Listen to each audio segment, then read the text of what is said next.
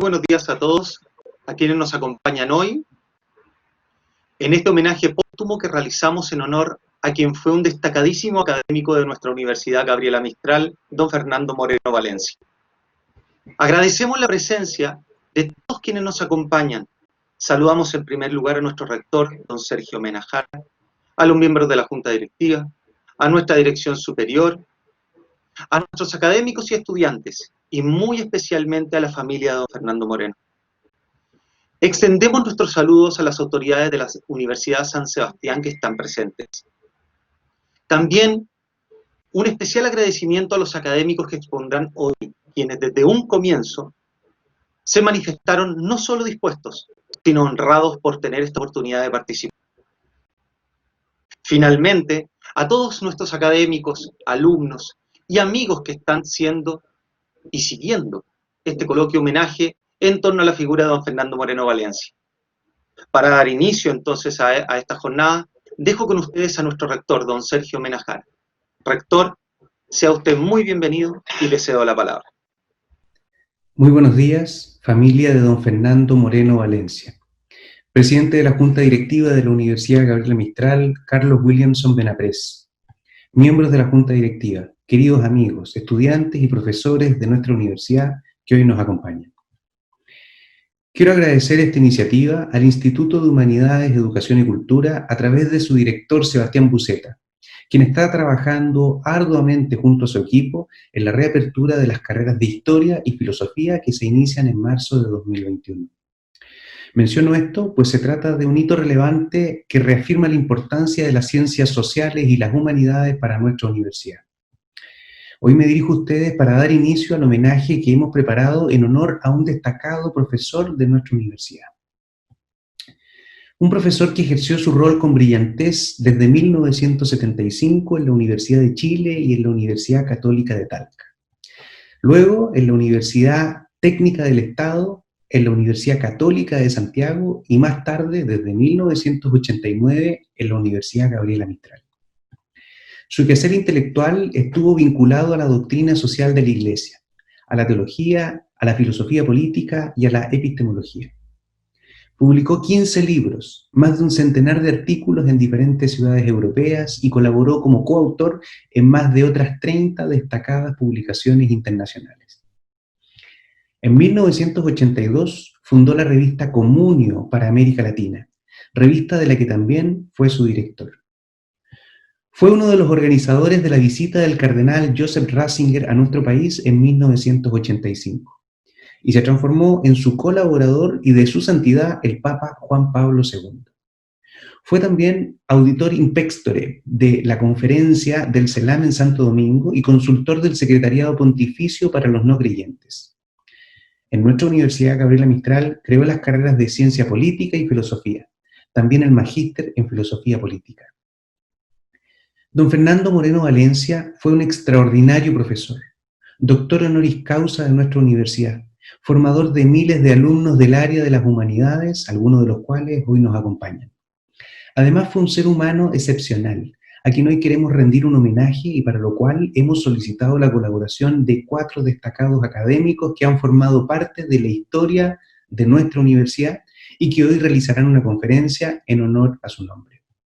Muchas gracias al doctor Eugenio Yáñez y al doctor Alejandro Serani de la Universidad San Sebastián, al doctor Gerardo Vidal de la Pontificia Universidad Católica de Valparaíso y al doctor Mariano Bartoli de la Universidad Abad Oliva de Barcelona, España, a quienes les agradezco profundamente su generosidad.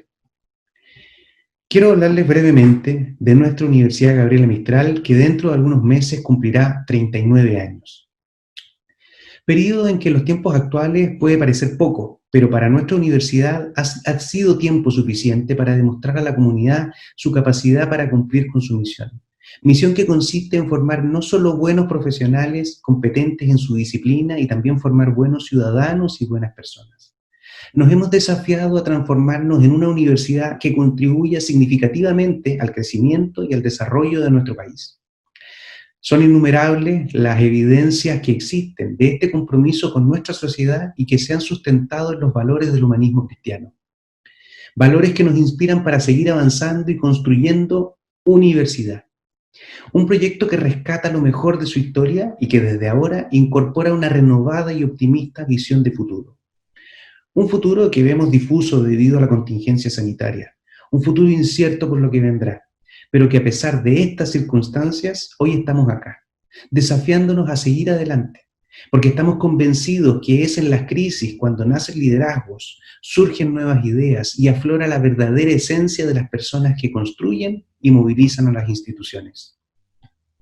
Siento un tremendo orgullo y gratitud por la forma en que hemos enfrentado esta contingencia, en que hemos sido capaces de cumplir con nuestra misión de formar profesionales y personas. Finalmente, quiero reiterar nuestra gratitud a toda nuestra comunidad universitaria, pero muy especialmente a nuestros estudiantes que nos acompañan desde sus hogares, a todos ellos, un afectuoso saludo. Todos juntos seguiremos unidos, trabajando para enfrentar y superar los desafíos que tendremos en el camino, porque todo lo que viviremos formará parte de la historia que hemos comenzado a escribir. Estoy seguro que el profesor y doctor honoris causa Fernando Moreno Valencia estaría orgulloso de la fisonomía y el rumbo que está tomando nuestra Universidad Gabriela Mistral. Muchas gracias. Muchas gracias también por sus palabras, rector. A continuación, procederemos entonces a dar la palabra a los académicos que nos acompañan el día de hoy con ponencias vinculadas tanto a la persona de don Fernando como a las áreas de estudio desarrolladas por él. Comenzando por el profesor Eugenio Yáñez, doctor en filosofía por la Universidad de Osnabrück, director del Instituto de Filosofía de la Universidad San Sebastián, que nos expondrá una ponencia titulada Una vida marcada por el amor. Profesor Yáñez, tiene usted la palabra. Muchas gracias. Hola, buenos días a todos. La verdad que me encantaría poder estar en el aula magna de la Universidad Gabriela Mistral, en la cual estuve tantas veces, y poder ver las caras de muchos de ustedes que seguramente deben estar aquí conectados.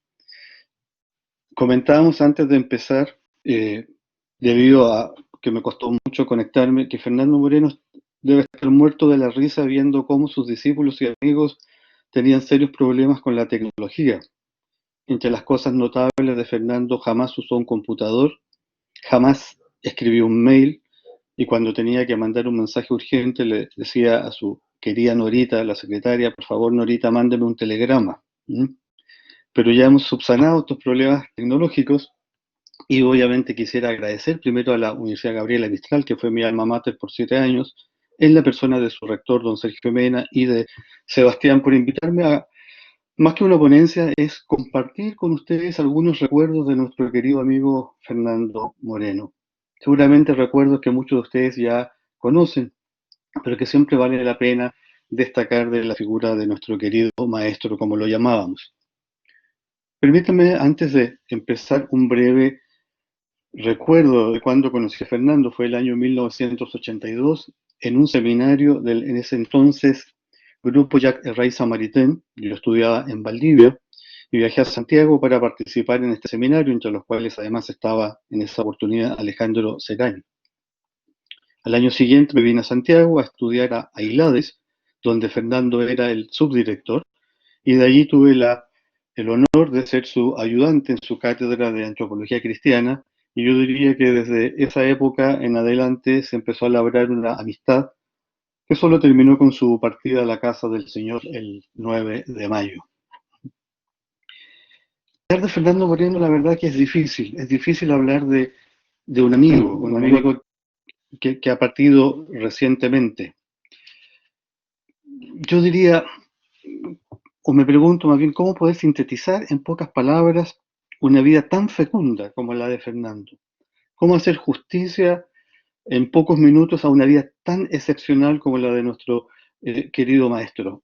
La verdad que es un difícil desafío y asumo el riesgo de ser mezquino en mis palabras, en mis recuerdos. Seguramente omitiré muchos aspectos relevantes de su vida, pero tratando de sintetizar el peregrinaje de Fernando por este mundo, su paso tan fecundo por esta vida, yo diría, como lo anunciaba también Sebastián, que la vida de Fernando Moreno ha sido una vida marcada por el amor. Y hablar de él supone situarse en una triple perspectiva en este sentido. Su inclaudicable amor por la verdad, su inquebrantable amor a Dios y a su iglesia, y un profundo amor por el prójimo. En cuanto a su amor por la verdad, su vocación intelectual se despertó tempranamente. Ya a los 18 años, su amigo y padre espiritual, Monseñor Manuel Larraín, descubrió en Fernando un potencial intelectual muy grande. De hecho, lo llamaba el Petit Jacques, aludiendo a la figura de Jacques Maritain, que Fernando Moreno empieza a leer a instancias del mismo Monseñor Larraín.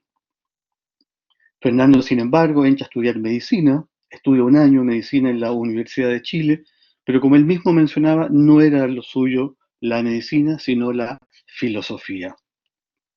Regresa a Talca y se va al campo de su abuela, donde en un pequeño cuarto, bastante frío, como el mismo Fernando menciona, durante más de un año estuvo literalmente encerrado con un cargamento de libros de filosofía. De esa época podemos decir que vive pobremente, come escasamente y lee incesantemente. Tras este enclaustramiento, por decirlo de alguna manera filosófico, Fernando decide irse a París para conocer y estudiar con Jacques Maritain. Tenía a la sazón 23 años y efectivamente parte a París el año 1959. Lo que no sabía Fernando era que Maritain ya no vivía en París, sino que estaba en Estados Unidos. Pero convengamos que en esa época era bastante difícil, las conexiones no es como ahora, por lo tanto era mucho más difícil saber dónde estaban viviendo en ese momento las personas. Sin embargo, él permanece un año en París estudiando también filosofía en la Sorbonne. Pero Fernando Moreno no es el intelectual clásico formado en una facultad de filosofía. Yo diría que él es en gran medida un self-made man. Él se formó a sí mismo, obviamente tuvo sus fuentes espirituales y doctrinales en Santo Tomás de Aquino y en Jacques Maritain. Pero Fernando no es el filósofo, no fue el filósofo clásico. Todos conocemos sus anécdotas cuando él trabajaba como martillero público en una feria de ganados. Y mientras remataba el ganado, él estudiaba filosofía. Y de vuelta, en los largos viajes, como él mencionaba con las otras personas, él seguía leyendo filosofía en francés y comentaba que las personas que lo acompañaban pensaban que estaba loco, pero un loco sano, como él decía. Entonces, yo diría que estamos frente, para decirlo con Hannah Arendt, frente a un decidor de verdades. Su vocación intelectual, su amor por la filosofía, su amor por la sabiduría se manifestó tempranamente y lo acompañó toda su vida. Yo diría que Fernando tenía la cabeza en el cielo, pero los pies muy bien puestos en la tierra. Él no fue de esos filósofos encerrados en sus oficinas, escribiendo sesudos papers indexados, preocupado solamente de sus ideas. Él no se parapetó detrás de su torre de marfil tampoco para defender sus ideas. Él fue, si se me permite la expresión, un filósofo con calle. Como fiel discípulo de Santo Tomás y de Maritain, se preocupó y abordó, como veremos un poco más adelante, los grandes problemas que aquejaban a la humanidad, pero también los problemas que ocupaban y preocupaban al hombre común y corriente. Llegamos además, y si me permiten expresar o decirlo coloquialmente, Fernando fue un filósofo que estuvo en la primera línea, participó en muchas y muy ingratas polémicas, tuvo que pagar altos costos por defender la verdad. Pero él siempre nos decía que había que buscar la verdad, alcanzar la verdad, comunicar la verdad y defender la verdad. Y él la buscó toda su vida, la alcanzó, la comunicó magistralmente y la defendió valientemente. Él siempre nos decía, hay que proclamar la verdad a tiempo y a destiempo en el aula y en la plaza pública. Pero yo diría que este gran amor por la verdad, este inclaudicable amor por la verdad, hay que ubicarlo en una perspectiva mayor, en una perspectiva mucho más amplia, y ese es el profundo amor de Fernando Moreno por Dios y por su iglesia. Él no fue un simple intelectual, él fue un intelectual católico, fue un intelectual que puso su razón al servicio de la fe. Él dio un testimonio profundo a través de la fe, a través de su vida y a través de su obra. Así como Marán decía de Tomás de Aquino que era el apóstol de los tiempos modernos, nosotros podríamos decir que Fernando Moreno es el apóstol de los tiempos postmodernos. Puso su inteligencia al servicio de la fe fundamentalmente en dos ámbitos.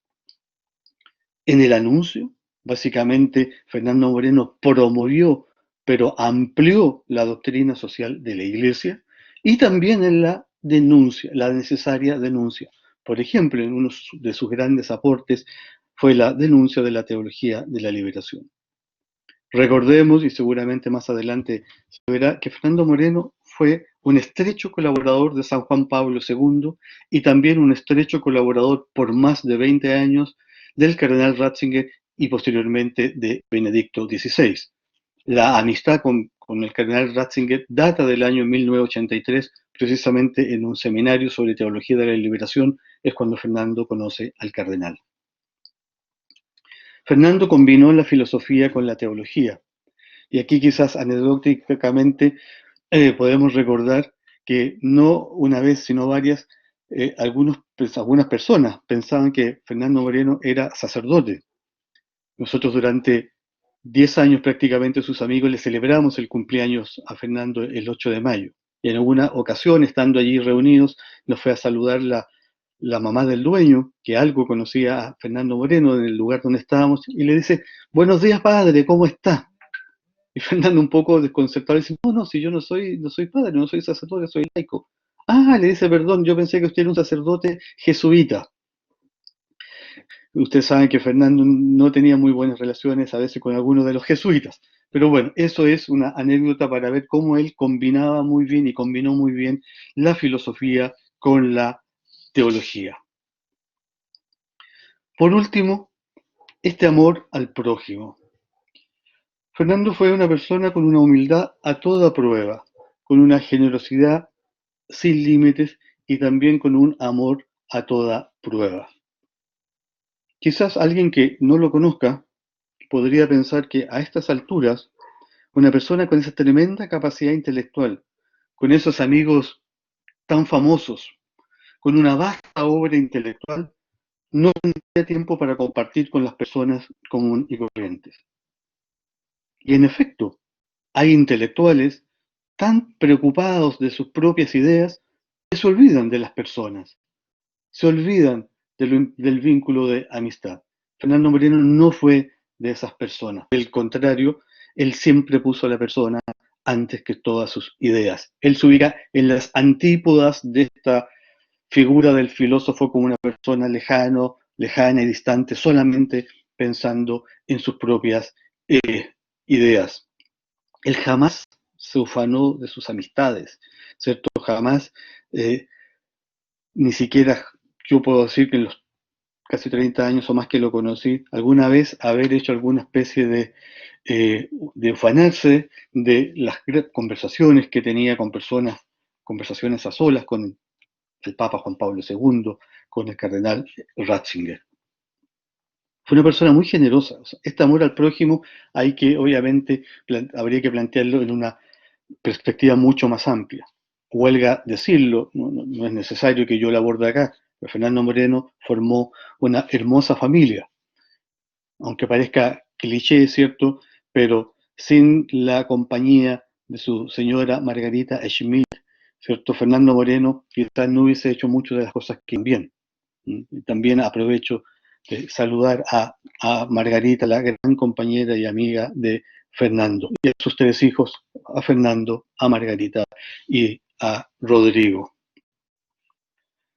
Desde joven, Fernando se preocupó del prójimo, por decirlo de alguna manera. Él mismo recuerda cuando vivía en el campo de su abuelo, se preocupó de construir casas para los trabajadores. del fondo de su abuela. Y él mismo cuenta que se consiguió un crédito Corby en esa época gracias a un amigo y construyó estas casas para los trabajadores. Y él mismo recuerda que por esa acción me consideraron un comunista, decía Fernando. Pero también hay hechos, detalles, por decirlo de alguna manera, que reflejan toda esa inmensa generosidad y preocupación. Y perdón, comento una anécdota personal, pero recuerdo por el año 84, 85, debe haber sido en invierno, una vez me comentó que por qué andaba tan desabrigado. Yo le comenté que no tenía nada más abrigado que ponerme. Y un par de días después me invitó a comer a su casa. Y cuando terminamos me dijo, mira, quiero hacerte un regalo. Y me regaló un abrigo muy elegante y muy bonito que él, según me dijo, ya no usaba. Yo creo que efectivamente lo usaba, pero... y me quiso regalar ese abrigo, que de hecho fue el primer abrigo que tuve en mi vida.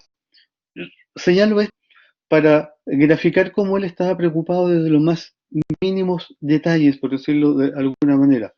Él se preocupó además de sus discípulos en particular, de promoverlos para que pudieran estudiar afuera, de poder conseguirles también trabajo. Pero además también, yo mencionaba, Fernando Moreno tuvo muchísimas polémicas, pero un hecho también que retrata este profundo amor que tenía él por el prójimo fue visitar a Monseñor Jorge Hurtón, uno de sus grandes detractores. Fernando Moreno tuvo muchas polémicas muy fuertes con el obispo Hurtón. Y estando ya muy enfermo don Jorge, Fernando lo fue a visitar. Y dice que fue una visita emocionante porque Monseñor Hurtón jamás se imaginó que su contradictor Fernando lo iba a ir a visitar. Para ir terminando, y obviamente omitiendo muchos aspectos, podría hablar del profundo amor que tenía Fernando por el arte. Logró una gran colección de pinturas, quizá una de las mejores pinturas chilenas en nuestro país. Su amor por los animales, cómo no recordar a su querido Gaspar, con el cual durante varios años todas las tardes iba a un pequeño restaurante donde Gaspar, cierto, comía su pollo con arroz, mientras Fernando se tomaba un café. En fin, hay muchos aspectos de su vida que uno podría mencionar, pero por honor al tiempo quisiera simplemente cerrar con un par de reflexiones finales. Fernando fue una persona excepcional. Puede parecer una suerte de panegírico porque es un amigo el que está hablando, pero efectivamente fue una persona de excepción. Y la pregunta que tenemos que hacernos ahora es, bueno, ¿cuál es el mejor homenaje que le podemos rendir a Fernando? Ciertamente que hay bastantes vías para hacerlo, pero uno de los caminos para perpetuar su obra, obviamente, es leer toda la obra de Fernando, releer la obra de Fernando, profundizar la obra de Fernando y comunicar la obra intelectual de Fernando. Y en ese sentido, les comunico que la Universidad San Sebastián, a través de su Instituto de Filosofía y gracias a la iniciativa de un gran amigo de Fernando, como es el presidente de la Junta Directiva, don Luis Cordero, ha decidido publicar las obras completas de Fernando. Y esperamos que en enero del próximo año tengamos ya el primer volumen. Nos gustaría también que nuestro instituto llevara el nombre de Fernando Moreno Valencia, ¿no? Pero aparte de leer y profundizar su obra, tenemos que seguir su ejemplo. No darle la espalda a la realidad, estar en la discusión, aportar luz a los problemas, estar en el debate, no rehuirlo. Pero, y acá quiero concentrarme en dos aspectos y con esto termino, hay dos grandes rasgos de Fernando que eran notables. Uno, el cultivo de la amistad. Fernando tuvo muchos amigos de diferente credo político, diferente credo religioso, de diferente condición social, de diferente condición económica. El cultivo de la amistad fue para Fernando Moreno un rasgo característico de su vida. De esa amistad que hoy en día se ve tan alicaída por no poder encontrarnos cara a cara, frente a frente, poder abrazarnos, poder saludarnos. Yo diría que si nosotros, sus amigos, discípulos, conocidos, no nos olvidamos de cultivar la amistad, estaremos homenajeando a nuestro querido maestro. Y también un segundo aspecto que era algo muy característico de Fernando, era su gran sentido del humor. Ese sentido del humor que es un antídoto contra la amargura y la pesadez de la vida cotidiana que estamos viviendo. Él mismo siempre recordaba y nos decía esa frase de Maritain: miren, nunca hay que tomar, nos decía, la tontería demasiado en serio, ¿no? Y muchos de ellos nos, digamos, privilegiamos de su sentido del humor, a veces lo padecimos también, pero eso fue también un rasgo característico que yo creo que hoy día tendríamos que también tener presente. Al menos en nuestro Instituto de Filosofía, nosotros pretendemos cultivar esa amistad y el no perder nunca el sentido del humor. Termino simplemente señalando que yo creo que Fernando peregrinó por este mundo testimoniando la verdad. Peregrinó por este mundo haciendo el bien. Y peregrinó por este mundo mostrando la belleza del ser en su vida y en su obra intelectual. Que el Señor, en este día del Sagrado Corazón de Jesús, qué mejor día para rendirle un homenaje, sin duda lo tiene en su reino. Muchas gracias, querido Fernando, por tu amistad, por tu obra intelectual, por haber podido pasar por este mundo irradiando tu alegría, tu generosidad, tu brillantez. Muchas gracias a todos por escuchar estas palabras.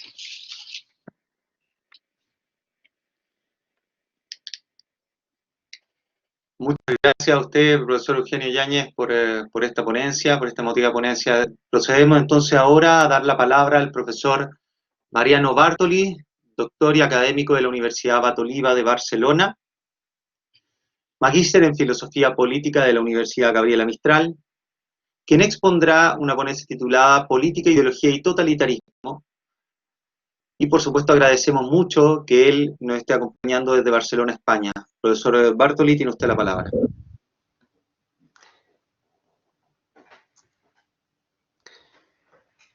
Muchísimas gracias, muy buenas tardes. Qué difícil hablar después de Eugenio, pero muchísimas gracias.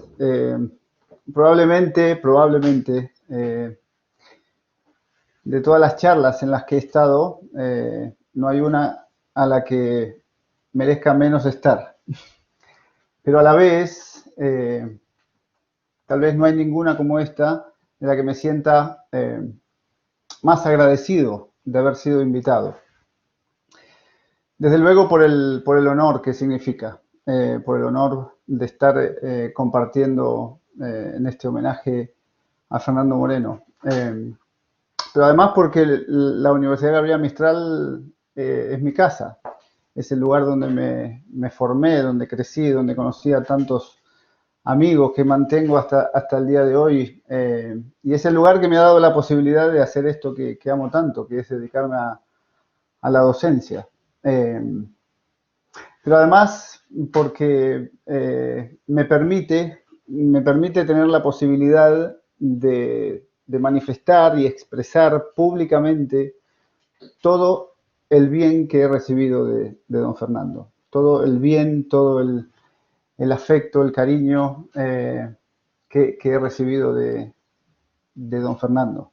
Y por eso poder con estas modestas palabras rendirle un homenaje sentido, sincero, merecido, por todo aquello que nos ha entregado gratuitamente, con ese amor al prójimo fundado en el amor a Dios del que hablaba Eugenio. Por eso muchísimas gracias de todo corazón a la universidad, al rector Sergio Mena y especialmente a Sebastián.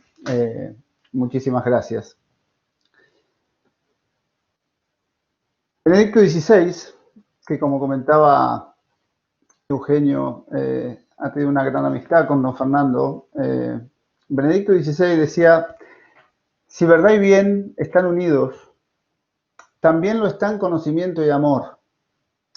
De esta unidad deriva la coherencia de vida y de pensamiento. De esa unidad deriva la ejemplaridad que se exige a todo buen maestro.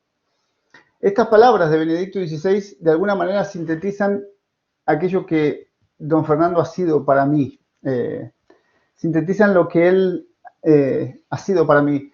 No solamente un maestro, con todo lo que esa palabra significa, sino que un buen maestro.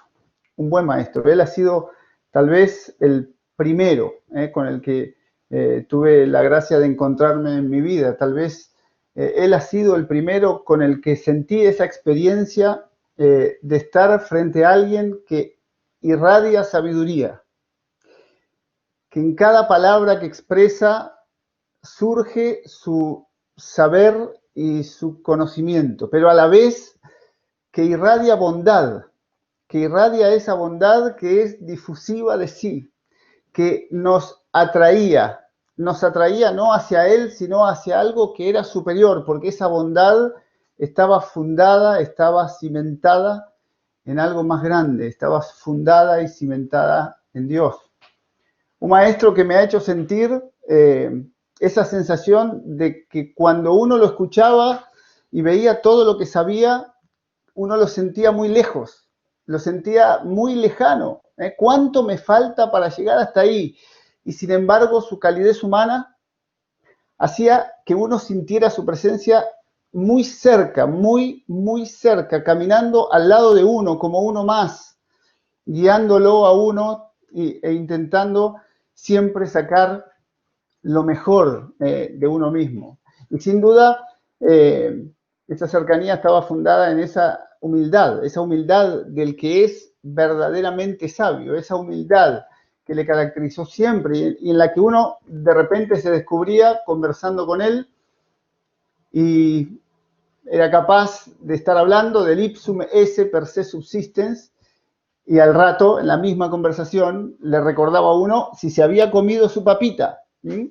Este era Fernando, era aquel que irradiaba sabiduría, irradiaba conocimiento y a la vez bondad, cercanía de esta que nos ha hablado Eugenio. Y por eso para mí ha sido, como para todos, un maestro bueno, porque desde su profunda sabiduría, desde esa profunda sabiduría y de esa profunda elevación, descendía para elevarlo a uno, descendía para elevarlo.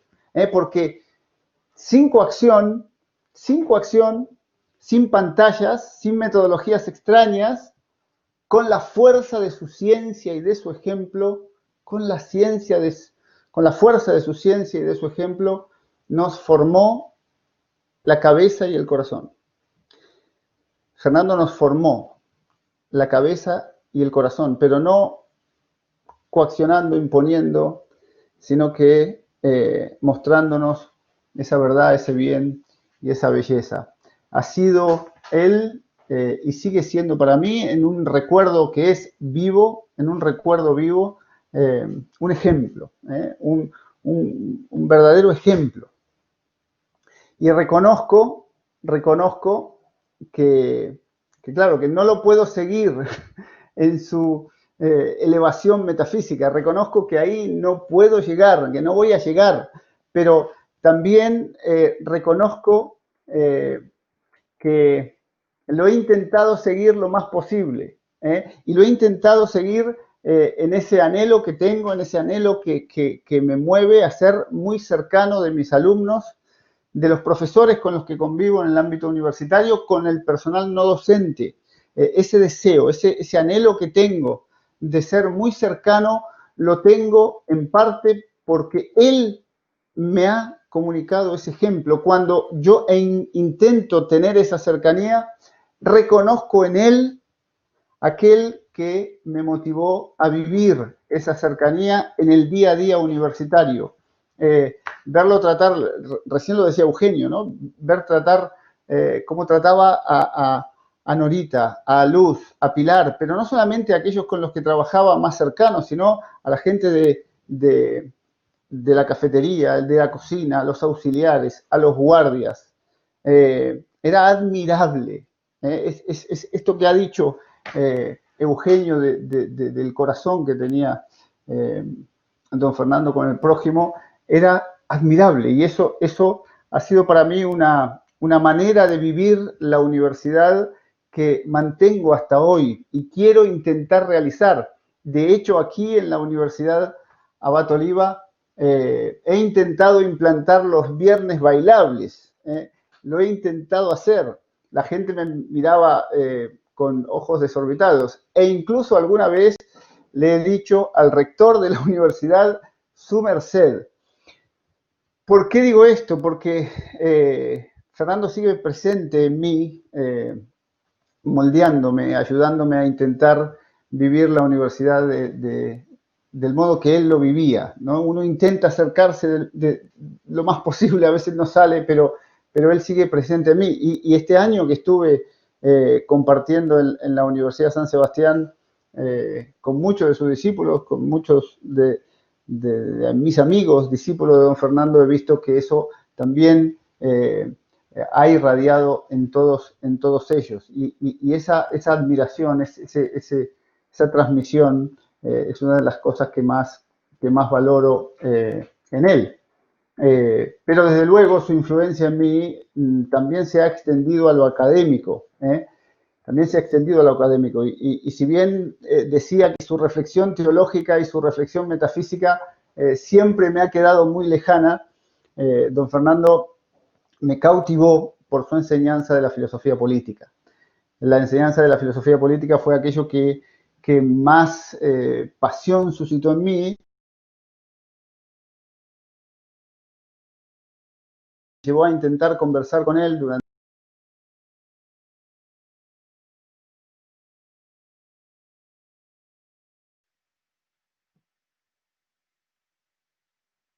Esperemos entonces que el profesor Yáñez, o sea, para que el profesor Bartoli se pueda reconectar. Esperemos unos instantes.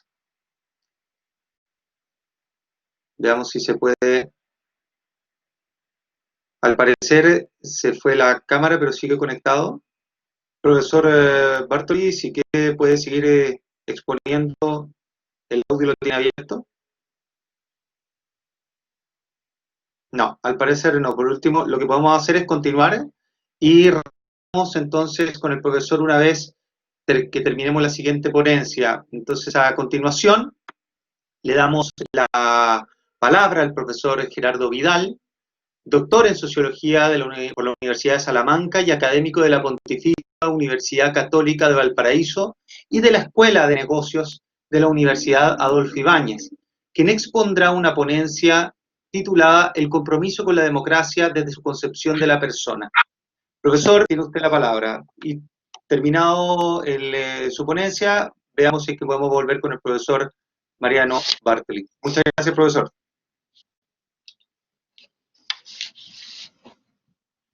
Profesor Gerardo, puede comenzar su ponencia.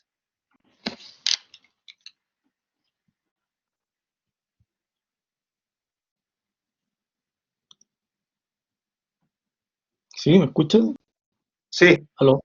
Comience, ¿Sí? por favor. Hola, buenas tardes. Bueno, lleno de emociones. Quizás por los avatares de la vida me ha tocado a ratos estar más cerca y más lejos, digamos. Y reencontrarme particularmente con la universidad y con ustedes, Mariano, Sebastián, Eugenio, después de quizás tantos años, tiene una cosa muy especial. Al final de cuentas, durante 15 años transité por esa universidad y me reencontré con Fernando también a mi regreso al doctorado.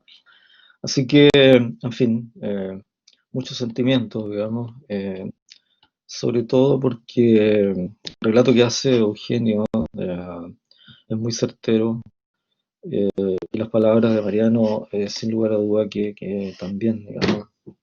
Ahora, quiero pensar en que Fernando también está conectado online. Yo sé que pudo haber tenido alguna dificultad, pero donde está lleno de buenas voluntades y sin duda que lo ayudaron. Y quiero pensar que a él le gustaría saber por dónde transitan nuestras preocupaciones hoy día, que se ligan, ¿cierto?, a las que él también tuvo. Así que voy a contarles algo de eso. Cuando se acercó la periodista con su talante inquisidor, la figura de Norberto Bobbio, otrora el intelectual más respetado del progresismo europeo y latinoamericano, pareció incomodarse. La pregunta que a continuación se haría era demarcatoria de lo que para muchos constituye parte del diagnóstico contemporáneo. ¿Cuál es el futuro de la democracia?, le preguntó de la directa.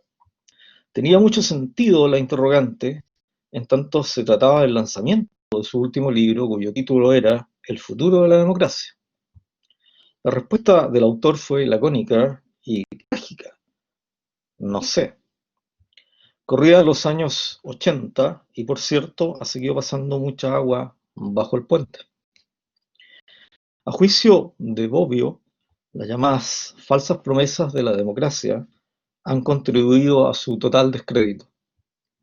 En particular, no ha podido terminar con los poderes ocultos, como tampoco ha podido hacerse cargo de la representación de intereses.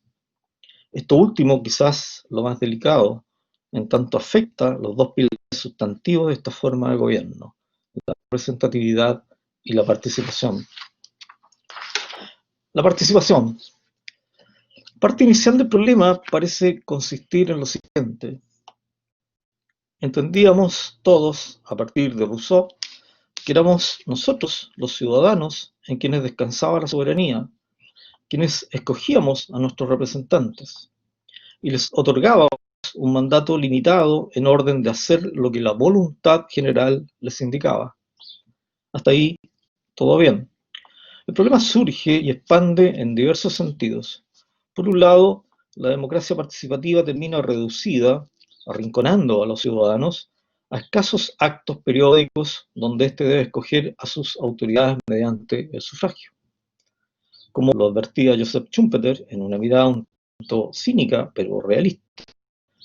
Esta democracia residual, como la denominó, despojada ya de toda finalidad moral deseable, acaba por consistir en la mera lucha competitiva por los votos del pueblo, así como compiten los diferentes bienes y servicios en el mercado por las preferencias de los consumidores. Cada cierto tiempo los distintos proyectos de dominación compiten por las preferencias de los consumidores políticos. Y se compite además con el mismo instrumento de éxito, el marketing. ¿Qué ha variado?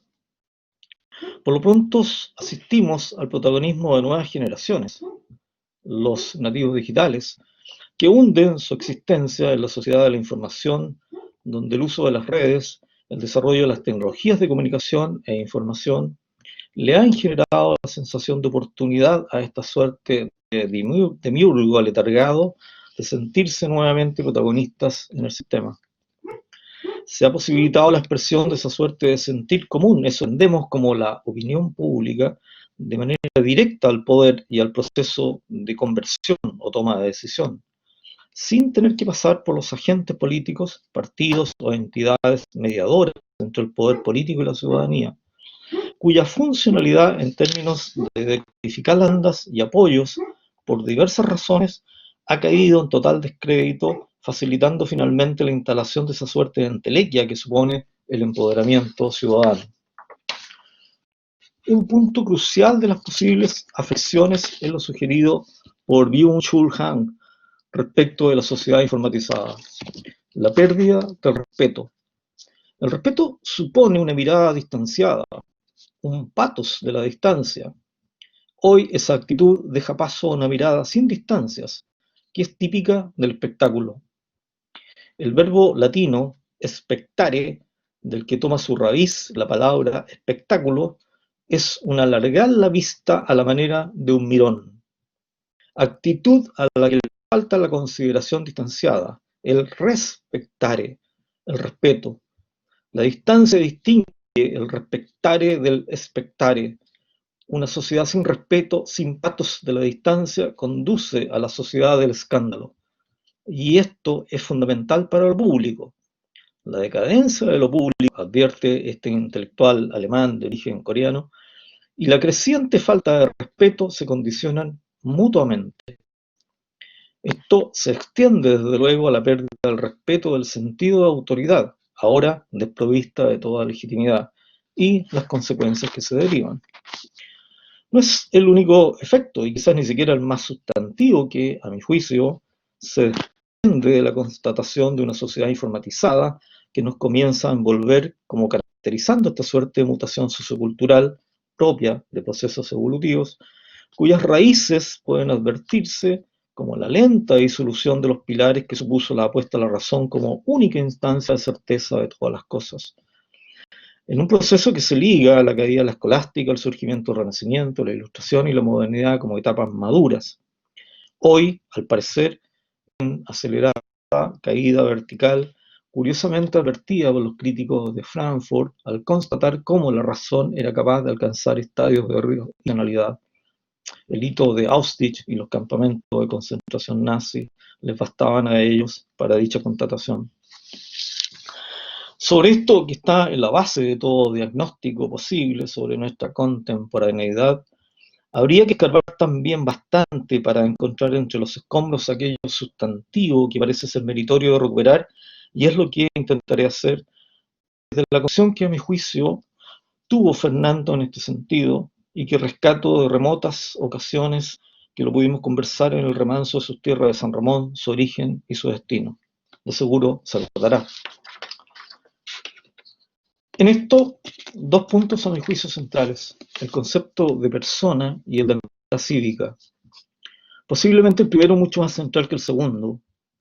Como sabemos, el concepto de persona que internalizamos en Occidente es esencialmente un concepto cristiano, aun cuando encuentra raíces en concepciones aristotélicas.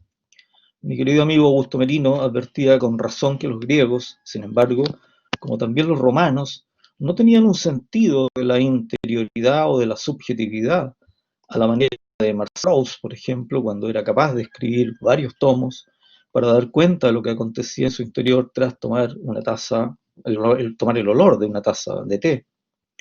No tenían una concepción de persona como la vamos a comprender más tarde a partir del siglo V con Severino Boecio, y quizás antes inicialmente.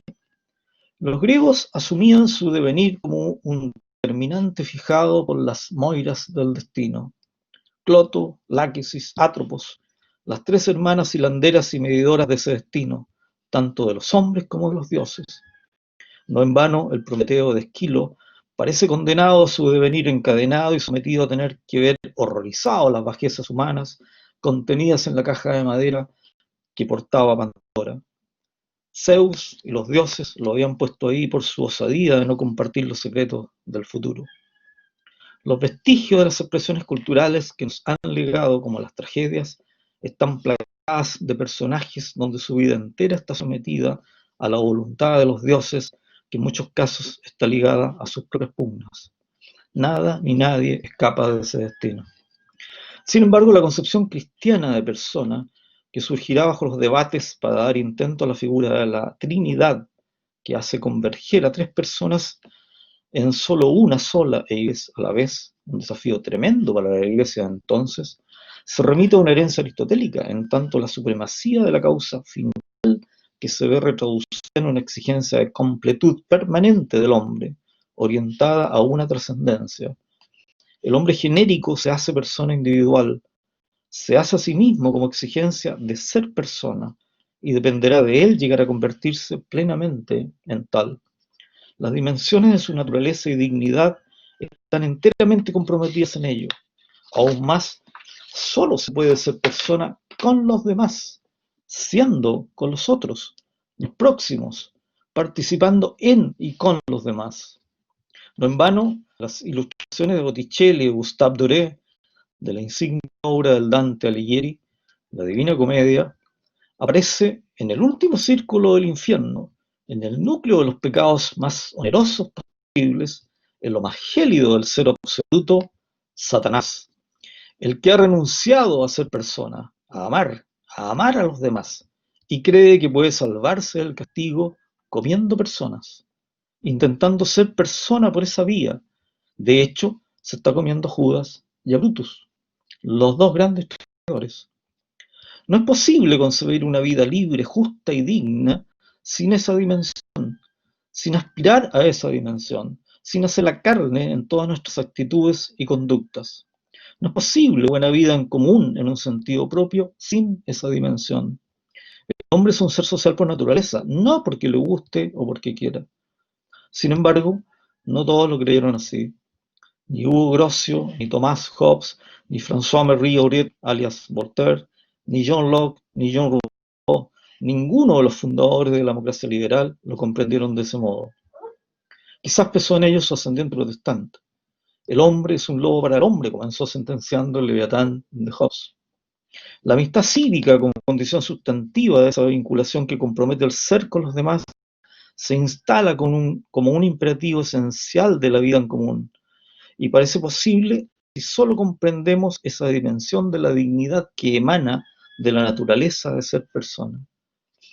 En esto, a mi juicio, Fernando estará de acuerdo.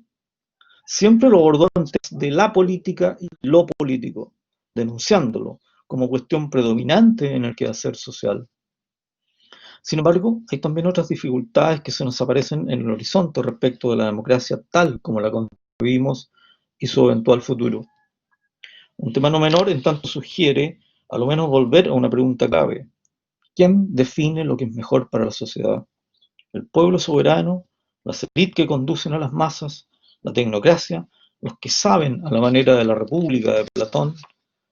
¿Alguna vez ha sido realmente el pueblo quien decide, o no será más bien que esto ha quedado siempre en manos de unos pocos, a partir de ciertas cualidades, cuyas decisiones, sin embargo, terminan siempre por contener la exigencia de alcanzar la legitimidad social y política que descansa finalmente en los que obedecen? Es curioso, pero esto conduce a la paradoja de concluir que el poder descansa en quien obedece y no en quien manda. Esta ha sido, por lo demás, la perspectiva de la sociología política, al poner el acento no en quién manda, sino en por qué se obedece. Como se quiera, la democracia participativa termina por hacer inviable uno de los factores claves para el valor agregado de esta forma de gobierno. Si los otrora soberanos quedan excluidos de lo que se supone que es su fuente de poder, a la democracia contemporánea no le queda mucho margen cualitativo que opere como atractivo. Pero hay algo más todavía. El contrato social, asimilándolo, si se puede, al derecho público, impide que la contraparte pueda hacer efectiva, por inexistente, alguna cláusula de reposición o reparación, tal como existe en el derecho privado cuando alguna de las partes siente que ha incumplido con lo contraído. De esta manera, el soberano, que observa cómo sus representantes se han independizado de su mandatario, la voluntad general, no cumplen con lo prometido, no tenía hasta ahora cómo hacer efectiva aquella promesa, a no ser, claro está, que una vez concluido el mandato no vuelva a votar por ellos. Hoy no se requiere. Basta con despojarlo de legitimidad para abandonarlo en una triste figura fantasmal. Mofa y escarnio del poder del hombre. Cuántas veces mi planta pavorosa huella insolente sus ajustas ruinas. ¿Qué fue de Alejandro? ¿Qué fue de Napoleón? Hoy, roto escabel, me siento un breve instante en sus ruinas, mientras el aire ventea alrededor su temida escena. Así exclamaba el autor que dejó impreso en su poema El ángel de la muerte, advirtiendo sobre la transitoriedad de la vida y la fugacidad del poder. Hoy, el dedo de Facebook es suficiente, quizás rememorando el circo romano en la sociedad del espectáculo. Fernando está sorprendido de esto, sin duda. La representación. Por cierto, esta segunda cuestión es más complicada aún, nos referimos a la representatividad. La democracia sucumbe también en su segundo factor cualitativo. Es tan compleja la sociedad moderna que ha derivado a fórmulas para encontrar el reflejo de ese sentir ciudadano, estructuras políticas, instituciones y normas que la hagan posible. Por cierto, los sistemas sectoriales, los partidos políticos, el parlamento, son estructuras, entidades e instituciones que terminan por reducir y monopolizar la representatividad ciudadana. ¿Dónde finalmente se producirá el mayor efecto? La distorsión del sentido de representación de intereses, aspecto sustantivo de la marcada frustración de Bobbio cuando le responde a la atrevida periodista que lo encara sorpresivamente. Una realidad que agoniza frente al surgimiento de nuevas expresiones participativas, nuevas organizaciones y nuevas motivaciones ciudadanas, que a toda vista resultan mucho más atrayentes que el reduccionismo de la dimensión política.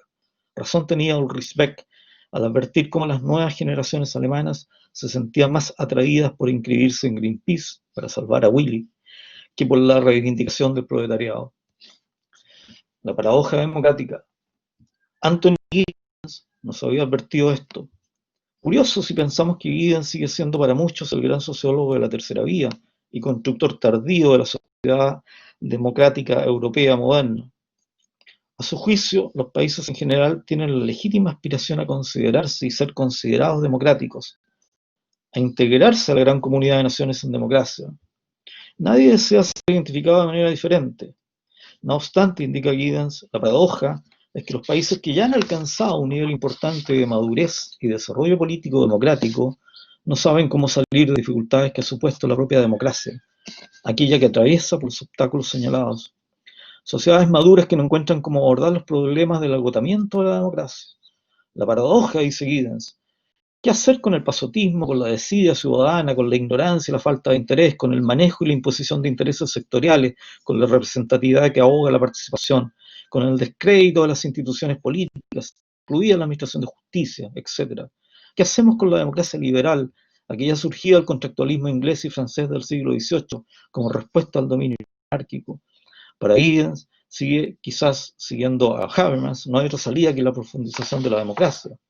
Eso supone extenderla a aquellos espacios donde ha sido imposible penetrar. No en vano era parte de la queja del propio Bobbio en sus falsas promesas. Los movimientos ciudadanos, indignados o no, parecen contener un principio de alerta, al menos en orden de inducir un cambio, pero adicionalmente provocan un giro en el funcionamiento del sistema político, aquel descrito por David Easton. Al autoconvocarse a través de las redes y autoorganizarse bajo nuevos liderazgos e introducir de manera directa sus demandas sin tener que acudir a las instituciones políticas para que las decodifiquen, canalicen y las transformen en decisiones, a ellos les basta solo un smartphone, Internet que opera como la esperanza sucedánea de salvación mientras oculta su poder de control total. Todo se ha reducido a eso. Todo conocimiento está ahí y toda posibilidad virtual, es decir, real, de poder legitimar está ahí radicada en el dedo de Facebook, participando de ese modo en la construcción del juicio de opinión pública, que hoy, en un contexto donde se impone lo fugaz, lo transitorio y lo momentáneo, prima sobre cualquier otro juicio. Pero además, esas demandas apuntan a transformar radicalmente el funcionamiento del propio sistema, sus estructuras, sus conductas y valores. Algo ya latente hoy día.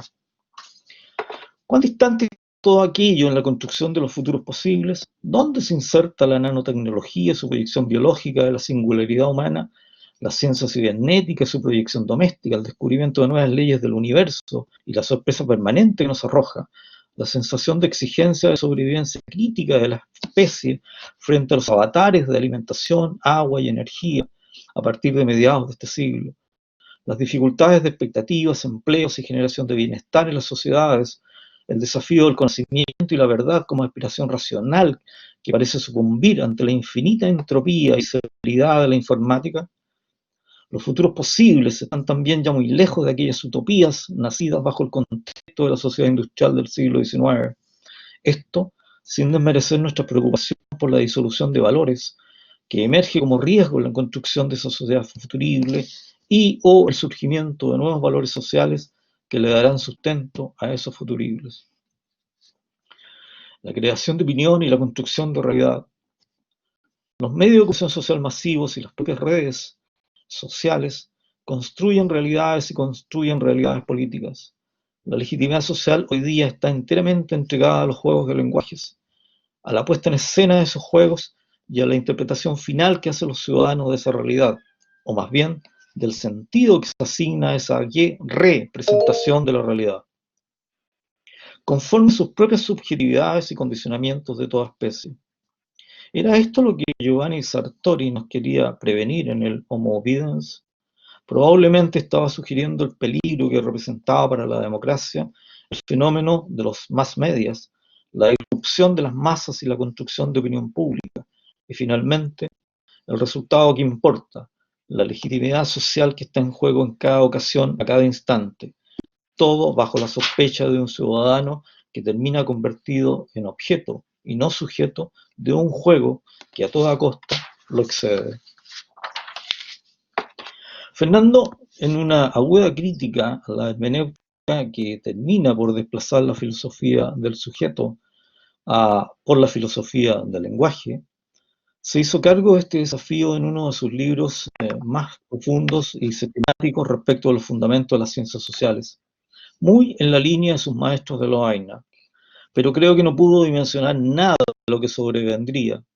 Un mundo desbocado, dijo Giddens, ciudades turbulentas, agregamos nosotros, para dibujar un momento particular de nuestra evolución que parece requerir un segundo de atención, para intentar comprender tanto lo que nos sucede como lo que nos va a suceder.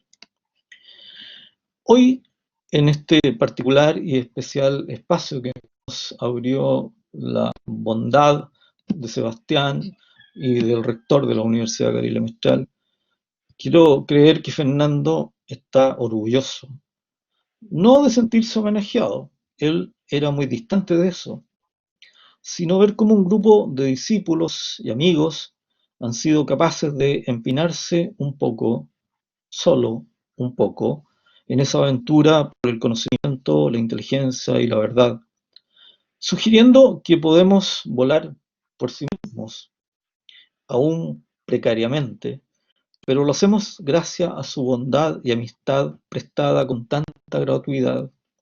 Sin duda de estar escuchándonos online, como creo que lo está, se vería muy gratificado de este insolente atrevimiento. Y por cierto, se reiría mucho. Él es así. Muchas gracias. Muchas gracias, profesor Vidal, por esa ponencia, por esas palabras. Queremos ver si podemos reconectar con el profesor Bartoli, que veo que está conectado. ¿Es posible, profesor? Sí, aquí estoy, perdón. Por favor, termine la ponencia en la medida posible.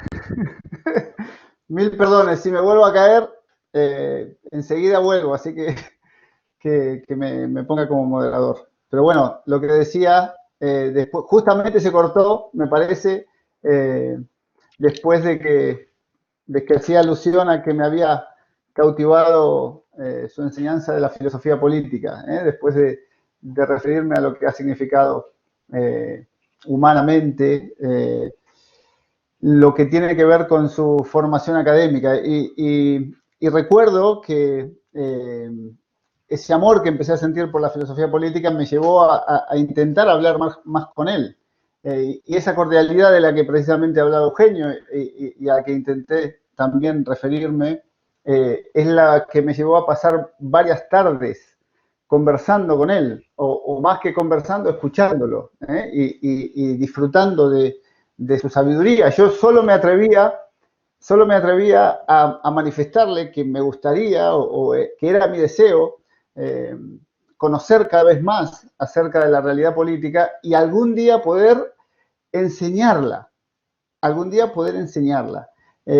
y él, con esa simplicidad que le caracterizaba, sin conocerme mucho, me ofreció empezar a hacerlo con una ayudantía. Era mi primera ayudantía, mi primera posibilidad de enseñar, mi primera posibilidad de empezar a descubrir y confirmar lo que era mi vocación. No había hecho eso nunca antes en la universidad, a pesar de que era un anhelo. Y él, con muchísima confianza en mí, me dio esa posibilidad de hacer esa primera ayudantía. Una primera ayudantía de filosofía política que recuerdo perfectamente, es hasta la primera clase.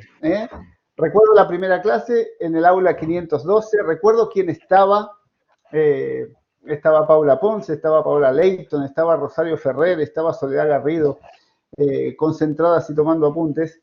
Lo recuerdo perfectamente porque hasta hoy mantenemos una bellísima amistad de esa primera ayudantía. Y ahora, a propósito del fallecimiento de don Fernando, cuando se lo contaba, recordaba que gracias a él y a esa primera ayudantía pudimos conocernos y tener esa preciosa amistad. Así que también él es causa de esa alegría que tenemos, ¿no? Y recuerdo esa clase de esa ayudantía, además, como mi primera clase de mi propia vida universitaria, de mi propia vida y vocación universitaria.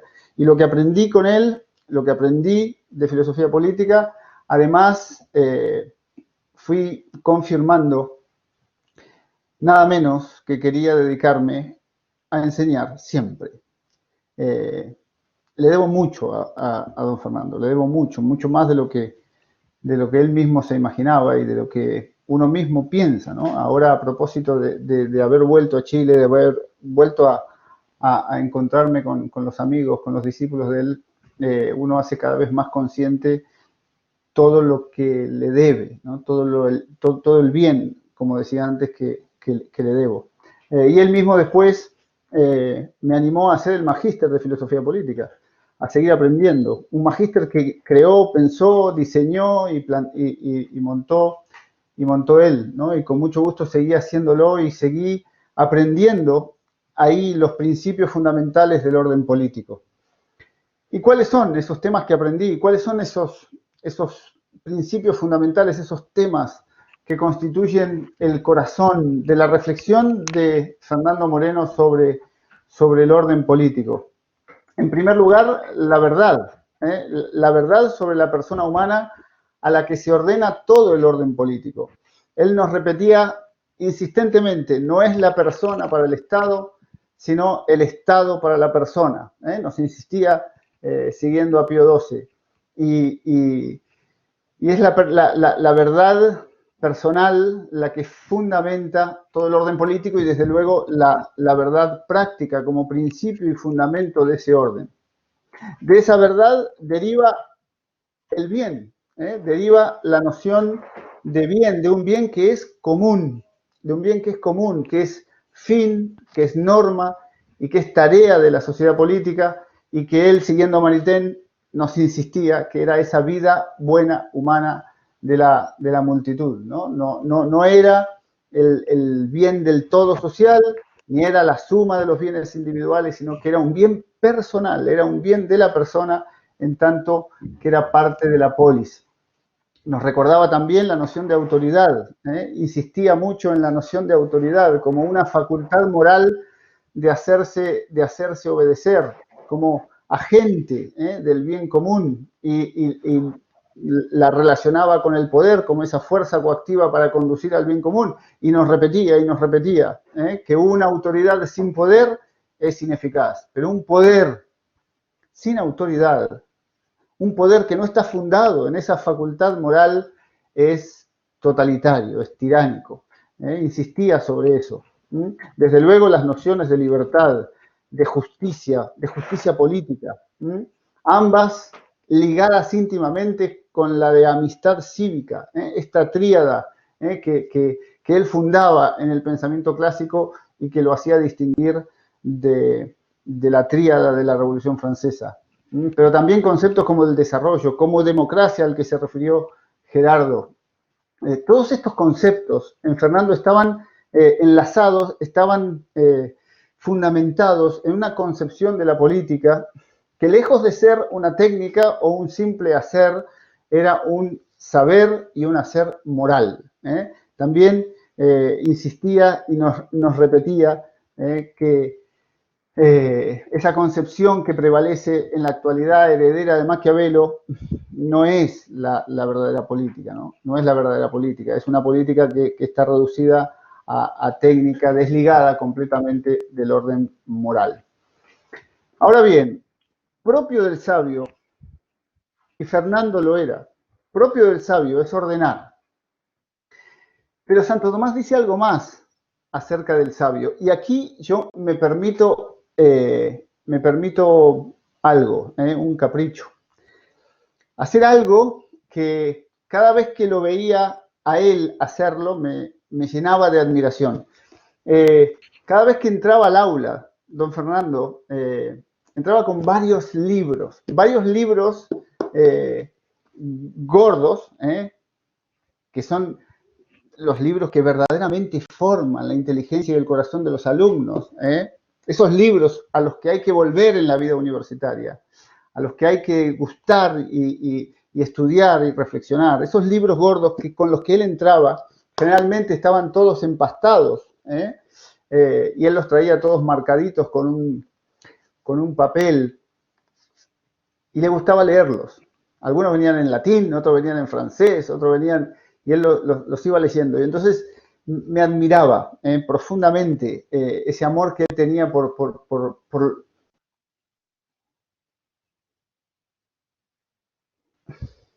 ¿Se escucha? ¿Sí? Se escucha. Perfecto, y todos conocemos el modo de citar, ¿no? A pesar de todo lo que él sabe, a pesar de todo lo que él sabía, citaba y citaba porque en el fondo se reconocían sus maestros. Y entonces, espero que no se caiga esto porque... ahí está. Y entonces me permito hacer lo que él hacía. Leer muy breve. Voy a leer de Santo Tomás, la Suma contra Gentiles. Yo decía que es propio del sabio ordenar, pero dice más Santo Tomás. Dice así, miren. Así como es propio del sabio meditar la verdad, principalmente acerca del primer principio, y discutir acerca de las demás cosas, así también es propio del sabio impugnar la falsedad contraria. Por tanto, está indicado convenientemente por boca de la sabiduría el doble oficio del sabio, a saber, meditar la verdad divina, que es la verdad por antonomasia, y una vez meditada hablar de ella, e impugnar el error contra la verdad. Estos son los dos aspectos del sabio. Reflexionar, conocer la verdad, manifestarla, defenderla, pero también impugnar el error y la falsedad. Por eso, como buen sabio que era don Fernando, no solo cultivó, enseñó y amó la verdad, sino que también impugnó, combatió y rechazó el error. Desde luego en el ámbito teológico, como bien lo decía también Eugenio, todo aquella reflexión que nos dejó en relación con la teología de la liberación, pero también en el ámbito propiamente político. También ha combatido vehementemente el error en el ámbito político, en un combate que está, a mi juicio, sobre todo dirigido a la denuncia de la utopía, de la ideología y del totalitarismo. Título, además, de un conocido libro de don Fernando. Como señala Eugenio mismo, Eugenio Yáñez, en un texto de prólogo, de estudio preliminar a un libro reciente de don Fernando, dice él, el anuncio de la verdad lo lleva a la denuncia de las ideologías totalitarias. Aquí están los dos aspectos del sabio. El anuncio de la verdad le lleva a denunciar el totalitarismo. Es el totalitarismo, especialmente el marxista, el que don Fernando calificó del mayor atentado a la humanidad de todos los tiempos, especialmente el marxista, el que recibe las duras críticas de Fernando Moreno. ¿Y por qué tanta vehemencia en su combate a los totalitarismos? Precisamente porque niegan los principios propios del orden político fundados en el ser de las cosas. Niegan los principios fundamentales del orden político que están fundados en el ser de las cosas y pretenden, desde la más radical inmanencia, imponer una realidad formada, creada en lo íntimo de la razón, sin vínculo con la realidad, y subvertir el orden querido por Dios. Transformar al hombre, transformar al ser humano. Y así lo dice él mismo. Dice don Fernando, la pretensión de transformar al hombre a pesar suyo le otorga al utopismo ideológico y dialéctico una inusitada radicalidad totalitaria. Claro, porque el totalitarismo no radica para Fernando Moreno en una sola actuación o en un gobierno tiránico concreto, sino que radica en una idea, y precisamente en una idea que al desconocer el valor de la persona humana conduce inevitablemente a acciones no solamente tiránicas, sino sobre todo negadoras de la trascendencia humana. Aquí está el corazón del totalitarismo, es esa negación de la naturaleza humana, es esa negación de la trascendencia humana y la reducción de el ser y la dignidad personal. Es la defensa de la persona, como decía Eugenio antes, es la defensa de la persona lo que ha sido siempre la razón de ser del combate intelectual de Fernando Moreno. Es esa defensa, es ese amor por la persona la que le lleva a combatir todo lo que atente contra ella. El totalitarismo es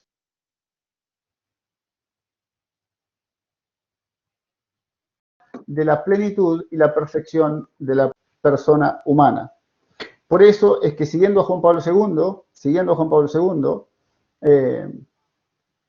no pone el totalitarismo simplemente en grandes poderes tiránicos que ejerzan violencia, sino que en esa negación de la persona humana, y por eso denuncia que puede haber un totalitarismo encubierto en las democracias occidentales, ¿no? Que niegan los valores trascendentes y que niegan o que pueden atentar a la dignidad de la persona humana.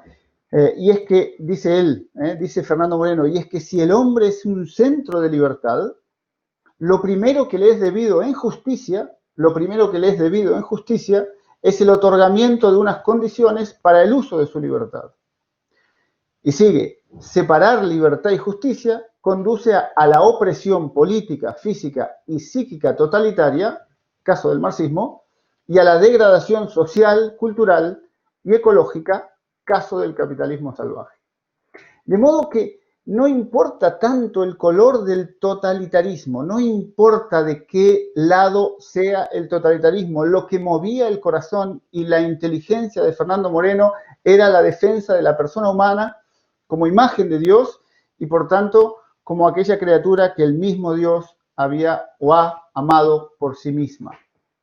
Pero es que además, en la vida concreta, en la vida cotidiana, en su familia, con sus amigos, con sus alumnos, con sus compañeros, trataba a cada persona con esa exquisitez, con esa delicadeza del que sabe ver en el otro la imagen viva de Cristo, la imagen viva de Cristo en el otro. Por eso, haciendo mías unas palabras que el mismo don Fernando Moreno refería a Benedicto XVI, al cardenal Ratzinger, quiero agradecer a Fernando por todo aquello que me ha dado, porque ha sido para mí un maestro de verdad y de la verdad, y que ha tenido el coraje de dar una lección perenne de maestría. Y por eso la manera de agradecer es intentar, como decía Eugenio, mantener vivo su magisterio, pero también mantener vivo su calidad humana, intentando transmitir aquello que él nos ha entregado. Así que gracias Fernando. En este día también del Sagrado Corazón, sigues presente aquí. Muchísimas gracias. Ahora sí que no se cayó. Gracias, Sebastián.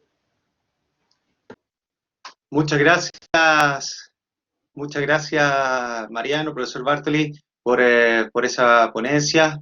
Y le damos ahora entonces la palabra al profesor Alejandro Serani, quien es doctor en filosofía por la Universidad de Toulouse-Le Mirail, académico de la Universidad San Sebastián, quien nos expondrá la ponencia titulada Legado de Jacques Maritain y de Santo Tomás de Aquino en la obra de Fernando Moreno Valencia. Profesor Serani, tiene usted la palabra. Si puede activar la cámara y el audio. Bien. El audio veo que está activado. Sí, el audio está activado y la cámara demora, así es que voy a comenzar. Sé que tiene un problema, de repente, problemas de conexión, incluso puede ser mejor que esté con el audio, eventualmente, para que por la cámara no se pierda la conectividad. Como Sí, usted prefiera. el problema no lo tengo yo, o sea, en realidad no lo he creado yo, lo crea la técnica, pero en fin. Está muy bien. A ver, entonces, miren, lo mío va a ser muy, muy breve, así es que, y en todo caso está el texto y Sebastián lo tiene y él lo puede si esto se cae. Se escucha, ¿no? ¿Aló? Sí, profesor. ¿Se escucha? Perfecto, se escucha. Perfecto. Ya, perfecto, ya. Es que esto de hablar a encapuchado siempre es complejo. Bien, entonces, vamos a ver. El título asignado a mi ponencia enuncia más bien un programa a investigar que un trabajo hecho. Será tarea de los que estudien o estudiemos la obra de Fernando los que logremos sacar a la luz este legado con precisión. Por lo tanto, yo me limitaré a proponer algunas consideraciones que pueden ser orientadoras a la hora de realizar esta tarea. En el pequeño libro sobre la vida y la obra de Fernando Moreno Valencia, que se publicó en las ediciones de la Universidad San Sebastián el año pasado, decíamos que Fernando es quizá la persona que con mayor propiedad pueda ser tenido en Chile como el discípulo de Jacques Maritain. Y esto en la medida en que se entiende por discípulo no solo a la persona que recibe las enseñanzas de un maestro o mentor y que luego defiende sus ideas, doctrinas o métodos, sino aquel que sin ser un repetidor asume de modo libre y auténtico una obra de pensamiento y la prolonga respetando su espíritu. Así, el verdadero discípulo sería aquel que, tomando la obra en el punto en que el maestro la dejó, es capaz inclusive de llevarla en algunos puntos a un nivel más alto de desarrollo, de precisión, de actualidad o de profundidad. Y si Fernando Moreno fue en ese sentido un legítimo y aventajado discípulo de Jacques Maritain, en lo que se refiere a su obra filosófica y a su espíritu, no podía dejar de ser a la vez discípulo del maestro de su maestro, que era Santo Tomás de Aquino. Decía Jacques Maritain que todo filósofo, o de todo filósofo, uno puede aprender algo, pero que solo a unos pocos se los toma por guía. En este sentido, no hay duda alguna que, filosóficamente hablando, Fernando fue no solo discípulo de Jacques Maritain y de Tomás de Aquino, sino también de Aristóteles. Pero, más allá de Aristóteles y de otros autores en los cuales Fernando se haya podido inspirar, no debe pasarse bajo silencio que el verdadero maestro de vida y de pensamiento, tanto de Tomás de Aquino como de Maritain, como del mismo Moreno, es Jesucristo. Los tres son pensadores cristianos y que no por ser cristianos dejan de ser filósofos, sino bien todo lo contrario. La fe, como decía Benedicto XVI, no está llamada a restringir, sino a ampliar el alcance de la razón. La persona que más influencia tiene en la formación temprana de Fernando Moreno es Monseñor Manuel Larraín Errázuriz, y es él probablemente quien le da a conocer el pensamiento de Jacques Maritain. Recordemos que el año 1947, cuando Maritain era embajador de Francia ante la Santa Sede, recibe junto a su esposa Raiza nada menos que a Manuel Larraín y Alberto Hurtado, con los que tiene una velada entrañable que quedaría registrada por Maritain de modo destacado en su carnet de notes, en su agenda, con esas mismas palabras, velada entrañable. En el año 1954, a los 18 años, Fernando lee por primera vez Humanismo Integral, una de las obras de mayor influencia en el pensamiento católico de la primera mitad del siglo XX. En ese libro, Maritain aboga por el surgimiento de una nueva cristiandad, distinta de la sacral del medioevo. Esta nueva cristiandad sería de orden laical y debería impregnar a la sociedad no de arriba hacia abajo, sino de abajo hacia arriba. Jacques Maritain será duramente criticado a propósito de esta obra por sectores ligados a un conservadurismo político que aspiraba todavía a una restauración de un orden social católico. No solo el devenir histórico le daría la razón a Maritain, sino que lo esencial del pensamiento de ese libro quedará incorporado en los documentos del Concilio Vaticano II. Aunque el carácter en gran medida autodidacta de la formación filosófica de Fernando y de su especialización ligada a las ciencias políticas y sociales, que lo condujeron a estudiar muy diversas materias, su inclinación filosófica le permite rescatar en todos esos estudios lo que haya de verdad y denunciar de paso lo que la desura a esta verdad. Su pensamiento filosófico se encuadra en la filosofía del ser y se inscribe en la tradición de pensamiento aristotélico tomista. Asume, por lo tanto, la historia y las vicisitudes de esta tradición intelectual. Su inserción en el tomismo la realiza en consonancia con el modo y con los temas abordados por Maritain, sin que la incitación a pensar que recibe de este autor sea ni exclusiva ni excluyente. Considérese, si no, el conocimiento que tiene Fernando del idealismo hegeliano, de Marx y de sus secuaces.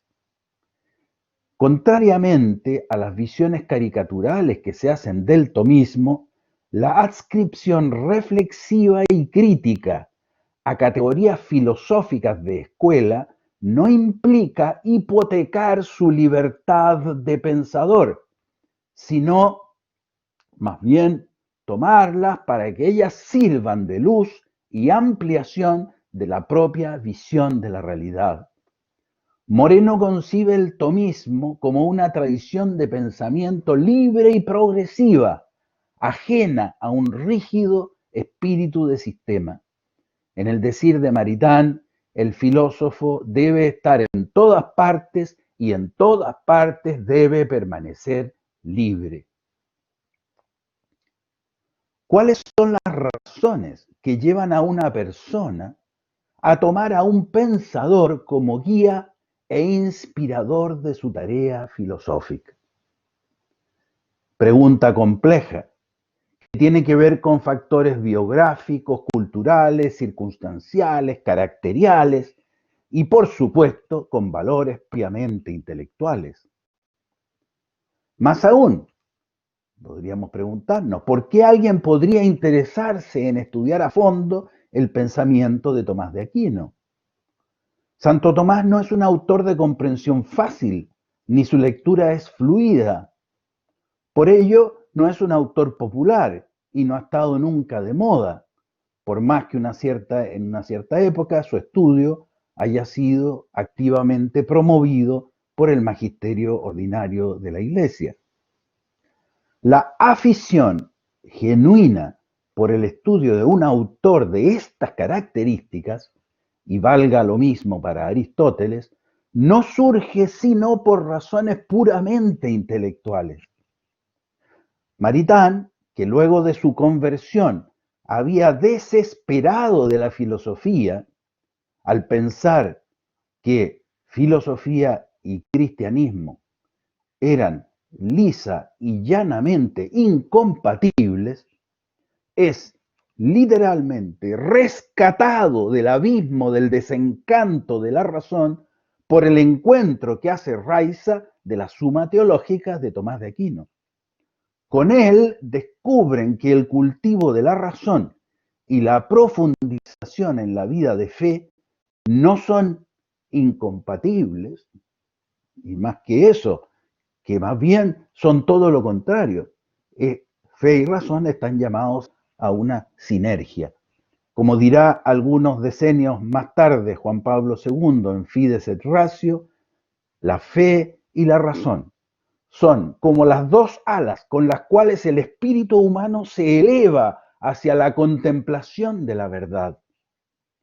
Dios ha puesto, sigue el San Juan Pablo II, Dios ha puesto en el corazón del hombre el deseo de conocer la verdad y en definitiva de conocerle a Él para que conociéndolo y amándolo pueda alcanzar también la plena verdad sobre sí mismo. Esta verdad sobre sí mismo la que compete particularmente a la filosofía y que la supera además. Eso que Jacques y Raisa descubren en plena época de racionalismo y de cientificismo es probablemente lo que fascina a Fernando Moreno en una época en que lo dominante en el clima político y cultural chileno y latinoamericano son las cuestiones políticas y sociales. La disposición intelectual y la capacidad de estudio son rasgos propios de Fernando Moreno y que se manifiestan de múltiples formas. Su paso fugaz por la carrera de medicina, que solo se explica por la búsqueda de dar cauce a su afán de saber. Su proyecto de formación intelectual autodidacta en Cauquenes. Su viaje a la aventura a París para estudiar en la Sorbonne. Su paso por las ciencias sociales, son todos ellos signos de una inusual capacidad intelectual que busca ponerse al servicio de los problemas de su entorno y de su época. Es en este contexto que me parece que el interés de Fernando por Maritain y por Santo Tomás de Aquino encuentra inteligibilidad. Fernando Moreno está ávido de una verdad no edulcorada ni a la moda, que pueda proyectar una luz sobre los problemas que surgen por doquier en el ambiente en que a él le corresponde vivir. El orden que Maritain proyecta sobre lo político, que le viene de sus categorías antropológicas, metafísicas y teológicas, deriva en última instancia de la síntesis filosófico-teológica de Santo Tomás de Aquino. Y es hacia ese pensamiento que Fernando Moreno es conducido y él se deja llevar hacia él sin restricciones, de modo plenamente libre y lúcido. Muchas gracias. Muchas gracias, profesor Serani. Y bueno, ya estamos llegando al cierre de esta jornada, de esta muy bonita jornada, muy preciosa jornada, con extraordinario invitado y muchos, y les quiero agradecer a todos quienes nos han, acompañado en estas sesiones. Solamente voy a terminar, como palabra de cierre, desarrollando brevemente dos puntos. Por un lado, la centralidad de las humanidades en la formación profesional universitaria, y por otro, el modo en que se plasmaron de suyo, como siempre decía don Fernando, en su propia persona, en la persona de don Fernando Moreno. En efecto, no hay que ser experto ni erudito ni un gran investigador para constatar cómo las humanidades han ido perdiendo su lugar originario en las universidades durante el último tiempo, por no decir décadas. Las razones pueden ser variadas y no daré aquí las soluciones concretas que otros podrán sugerir con mayor lucidez que yo, sobre todo los expositores. Sin embargo, creo al menos poder aportar un aspecto que sería central en la discusión y que permitiría situarnos en la base del problema, a saber, qué son las humanidades y cuál es su rol en la formación del profesional universitario. Precisemos brevemente lo que son las humanidades y su lugar en la formación profesional. Las humanidades se comprenden como aquellas ciencias y disciplinas que humanizan a la persona humana, es decir, lo acercan a aquellas dimensiones más íntimas que permiten un genuino conocimiento de sí mismo y de la realidad en su sentido más profundo. En efecto, mediante las humanidades no se pretende que la persona alcance un conocimiento de las cosas próximas de la realidad como un acumulado de saberes, sino más bien su sentido. En concordancia, las humanidades apuntan más bien al desarrollo de la dimensión teórica de la inteligencia, ocultando de algún modo la utilidad práctica que ésta tiene, tomando el concepto de utilidad en sentido amplio, no en su sentido de aplicabilidad. Es verdad, las humanidades desde el punto de vista pragmático tienen una escasa autoridad. Y es lógico que así sea, pues el valor de las humanidades no radica en la utilidad específica que eventualmente podría proveer a un estudiante en su formación o más bien en su labor profesional futura, sino más bien en la humanización de su profesión y de su vida en cada una de las dimensiones. No obstante, el filósofo Antonio Millán Puelles les recordaba permanentemente a sus alumnos que no había nada más práctico en la vida que una buena teoría, claro que bien comprendida. En efecto, a través de las humanidades el alumno desarrolla una formación integral, una formación que asume la totalidad de la persona, no solo aquella vinculada a su especialidad. La formación profesional universitaria de un alumno no consiste en el traspaso de conocimientos para que una vez graduado y titulado pueda saber hacer cosas. Eso será una formación técnica quizás, pero no universitaria. La formación profesional universitaria implica conocer, además del modo de ejercer la profesión, el sentido y fundamento de la misma. Ver cuál es el bien asociado a ella y cómo tributa al bien común, pues al final eso profesa en términos generales. Las humanidades, por tanto, permiten al alumno ingresar a ciencias y disciplinas que lo humanizan, humanizando también su formación profesional concreta.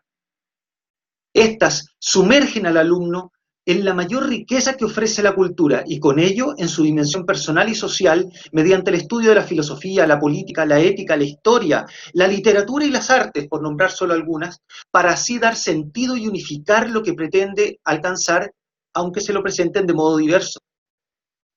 Por eso son las humanidades las que otorgan una formación integral de la persona en su centralidad no puede ser otorgada ni tampoco opacada por razonamientos pragmáticos que eliminan este aspecto central de la formación profesional universitaria, pues al final se contratan personas, no profesiones. En definitiva, una persona íntegra es un mejor profesional, pues como dijimos, y bien se dijo en las ponencias anteriores, el ejercicio de la profesión va más allá del saber hacer algo. Pues no podemos separar lo que en la naturaleza está unido, como enseñaba Santo Tomás, siguiendo a Aristóteles, ya que es la persona toda entera quien realiza dicha profesión y así con su trabajo entrega un bien que tributa al bien común. Fin último de toda la sociedad política, como enseñaba don Fernando, que incorpora el bien total de todos y de cada uno en la enseñanza de Juan Pablo II. Ahora bien, la vida propiamente universitaria se da en la relación del profesor con el alumno, por lo que es en ella donde se generará una auténtica formación integral si realmente ambos, tanto profesores como alumnos, están abiertos a vivir verdaderamente este tipo de vida. Esto lo recordaba un destacado profesor de nuestra universidad, don Héctor Herrera Cajas, quien afirmaba: lo verdaderamente importante en la vida universitaria es la actitud con que cada uno de los profesores y cada uno de los alumnos se enfrenta con el proceso de su propia formación personal, del enriquecimiento de su ser, de la plenitud de su vida y de la profundidad de su espíritu. Solo así es posible la formación del otro, la comunicación del pensamiento, en una palabra, la cultura. Solo las humanidades, por tanto, desarrollan integralmente al alumno, pudiendo así apropiarse en un creciente de esa educación superior que le permite ya no solo dominar la técnica respectiva, sino fundamentalmente alcanzar sus principios, superando a priori todo indicio de caducidad técnica con el pasar del tiempo y el desarrollo tecnológico, y a su vez permitiéndole dar sentido a todo su quehacer profesional y humano en general. Al final, Gabriela Mistral tenía razón. Educar es humanizar. Y esto no excluye a la educación superior, sino más bien todo lo contrario, se lo exige en grado sumo. Por último, me quisiera referir brevemente al modo en que don Fernando Moreno encarnó todo el espíritu y la formación humanista que ha acompañado a la Universidad Gabriela Mistral desde su formación. Como escuchamos en las ponencias anteriores, de manera notable, don Fernando vivió una vida conforme a la verdad y al bien, defendió con valentía y humildad cada uno de los saberes que comprendía como verdaderos, con una extraordinaria capacidad para distinguir la idea de quien la emite. Ya lo mencionaba el profesor Mariano Bartoli en uno de sus ejemplos. Aún recuerdo, como alumno, por los años 90, haberle dicho una afirmación filosófica que bien pudo calificar como barbaridad para un ateniense de la Grecia clásica. No alcancé a terminar cuando don Fernando me corrigió con la vehemencia de quien aborrece el error y a su vez con el cariño de quien sabe que es formador. Creo conocer muy pocas personas que vivan, al igual que como mencionó anteriormente el profesor Bartoli, lo que Santo Tomás de Aquino menciona en el proemio de la Contra Gentiles de Santo Tomás de Aquino acerca del oficio del sabio, en conformidad como aparece en Proverbios 8, a saber, que lo propio del sabio es proclamar la verdad y aborrecer el error. Sí, en don Fernando había sabiduría y la encarnaba bastante bien. Hoy, en un mundo donde mencionar la palabra verdad se nos aparece como algo que aparentemente atenta contra la dignidad del oyente por no situarlo a él, el origen inefable de todo conocimiento y criterio de certeza, en este mundo, insisto, la figura de don Fernando como profesor, su legado intelectual académico y por sobre todo su capacidad de transmitir esas virtudes, sobre todo mencionado en la ponencia también de profesor Yáñez, su capacidad de transmitir esas virtudes, como les mencionaba, que lo llevaron a ser la persona que conocimos todos, adquiere radical vigencia y nos exige mantener este legado. La Universidad Gabriela Mistral, a través de su rector, don Sergio Mena Jara, se honra en recordar a don Fernando Moreno Valencia, que tanto dio en vida a nuestra institución, y quien seguro intercederá ahora desde el cielo por la que siempre dijo que era su universidad. Muchas gracias a todos por acompañarnos el día de hoy y que Dios los bendiga. Buenas tardes.